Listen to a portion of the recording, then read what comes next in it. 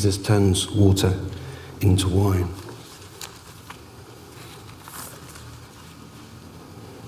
It's a quiet, discreet miracle. There's no massive fanfare. It's a public event, but it's not a spectacle.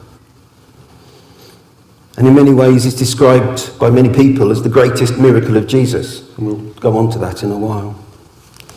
And it's the first recorded sign of John. And he records, some say 8, but most people agree it's 7 signs, wonders or miracles. And it's about a transformation taking place. Talking about containers that contained each 20 to 30 gallons. And their original use was believed to be for ceremonial washing. I read a little bit about what that might entail, and that may have been at the time and the custom a ceremonial washing for the bride on the wedding night. And it's a pointer to show Jesus' glory and his wonder. It shows that Jesus can change anything for the better in our lives. We don't need to hand him the raw ingredients. He takes us as we are. It starts with a wedding, a great celebration, sometimes a week-long event. Interestingly, it starts with talking about the third day. Don't know if that's the third day of the celebration or the third day of the week. Probably would have been the evening of Wednesday.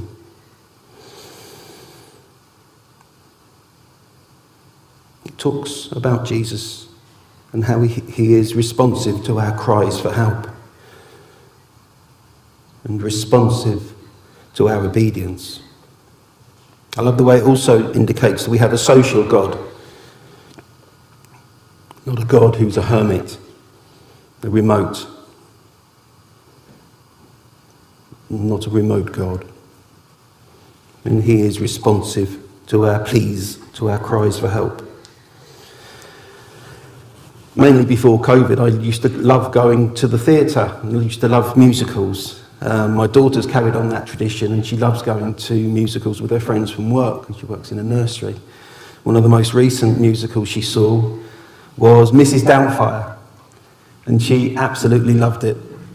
And although, bless him, Robin Williams is no longer with us, she said the actor did him proud. And it's a wonderful story. And I said, what was your favourite part? And here's a funny voice coming up, so I'll give you notice of this. And there's a scene where, I think it's Daniel, becomes the nanny because he wants to see his estranged wife and his children.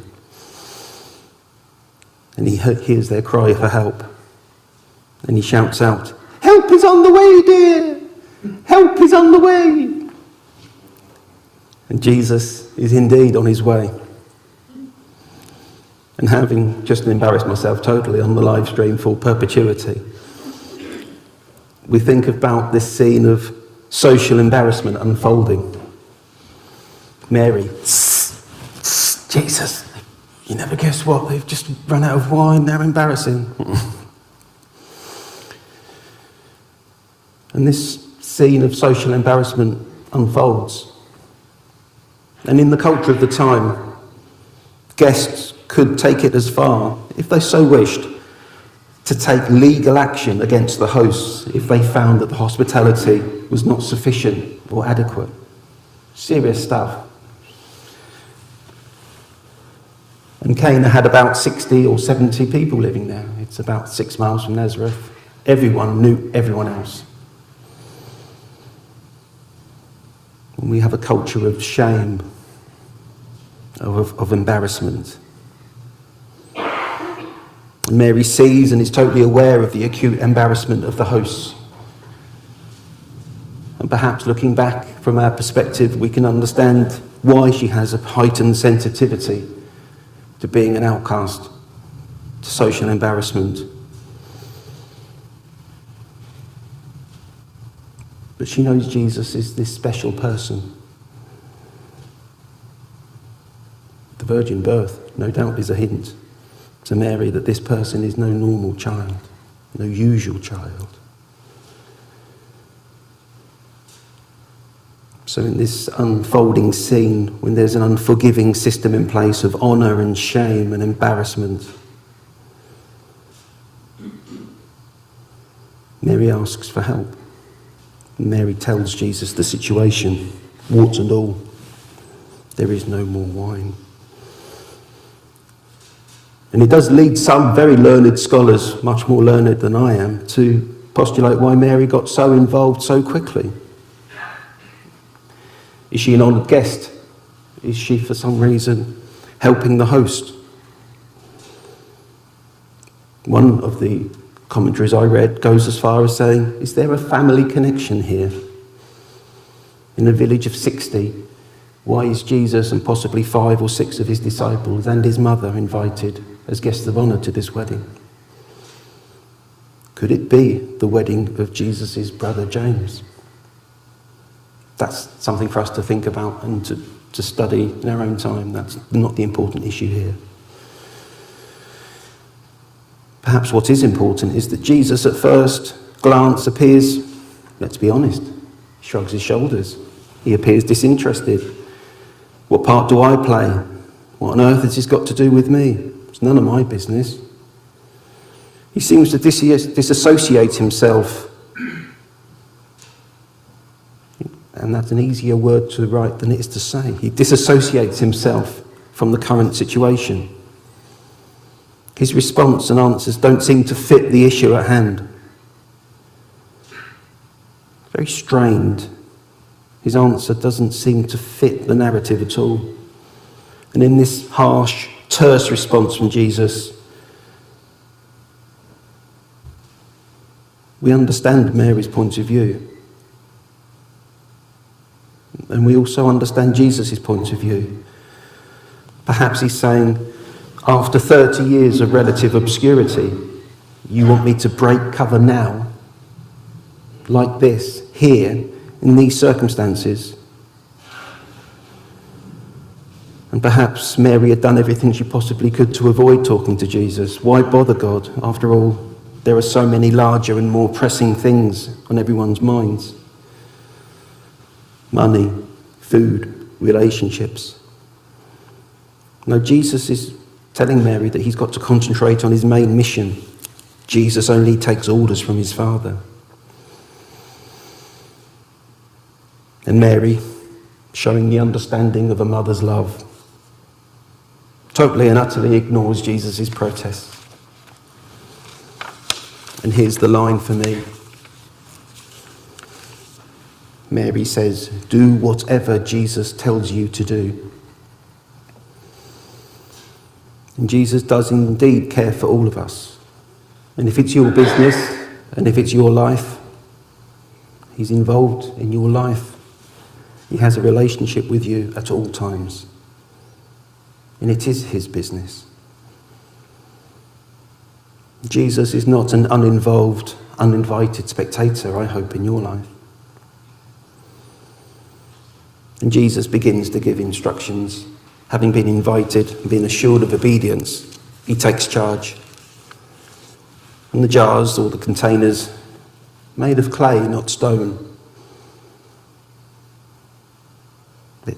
Together they contain 180 gallons of water. Perhaps not their original reason, not their original intention, not their original purpose, as we heard in the previous parts of this talk.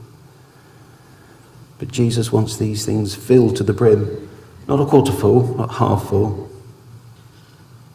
He gives instructions. And perhaps the greatest miracle in this story is in the obeying of the instructions. Hard to imagine 180 gallons of wine. But it's perhaps suffice to know that it's a plentiful, lavish, overflowing provision for everyone there. Then there's the quality of the wine. It's the choicest, it's the best. There's nothing half-hearted, or this will do. There's nothing B-team about this intervention. The best is yet to come. The best is on his way. And the unofficial, unwritten rule then, and possibly now, is to serve the best wine first. And then, how should we put it euphemistically, the guests are suitably refreshed, i.e. on their way to being tiddled or drunk, the lesser wine would be served. They won't notice. It's second best, but they'll be all right. No, this is a case of the best wine coming to you last, honouring your sacrifice and your love and your obedience. Soon in Jesus' life, wine would be replaced by blood. And the third day would be used in a different setting completely. But again, he wants us to know that the best is yet to come. So in closing, this is a publicly discreet miracle. It's not a spectacular miracle. In a sense, it's a social miracle. And it's often called Jesus' greatest miracle, as we've heard, because it shows how he transforms something without having the raw ingredients immediately to hand.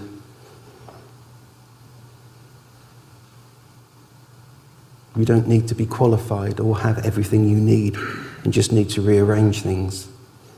He takes what you bring him and transforms us. Jesus transforms our lives irrespective of what you have and where you are and what you feel you can give.